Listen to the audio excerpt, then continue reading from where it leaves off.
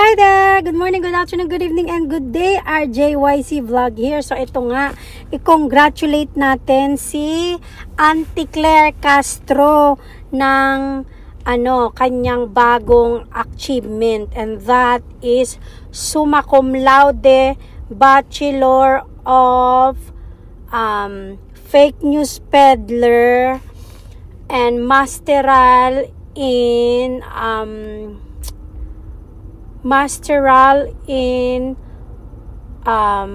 management of boodles. Kasi diba, nakita niyo ba yung ginawa niya na yung binalita niya na marami na daw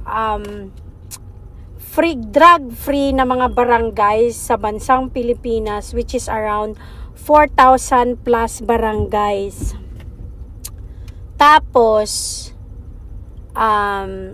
meron pa siyang pahawak-hawak ng mga dokumento na ibibigay daw niya at titingnan daw doon yung mga listahan kung saan barangay yun. Tapos, binuking siya ng ating mahusay na reporter na si Miss Eden Santos na yun palang mga dokumentong dala niya ay kalahati nun ay mga blankong kukumban. Mga blanco. Tapos, wala namang nakalista doon kung anong mga barangay ang drug-free talaga. At nasa 2,500 something lang yata. Dinagdagan niya, ginawa niyang 4,000 something. Hindi ba si Raulo? So, summa cum laude talaga yang si Auntie Claire Castro sa kalokohan sa pagbibigay ng fake news at pambubudol sa taong bayan. So, congratulate nyo yung babaitan na yan.